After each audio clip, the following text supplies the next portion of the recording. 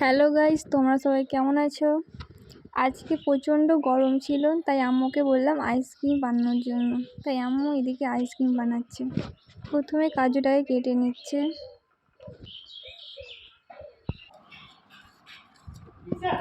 আমি আইসক্রিম বানাবো। আইসক্রিম বানার জন্য এখানে আমি চিনি দিয়েছি, তার মতন কাজু দিয়েছি। এবার আমি এখানে কড়ার দুধ দিয়ে দেবো। দুধটাকে গলে নেব। আমাদের ঘোলা এবার কমপ্লিট হয়ে গেছে। এবারে আমরা ঢেলে নেব।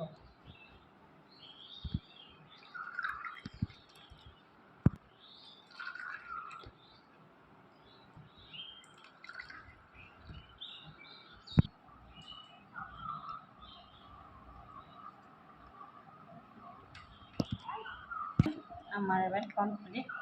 এবার আমি ফ্রিজে ভরে দেবো 8 ঘন্টার মতো।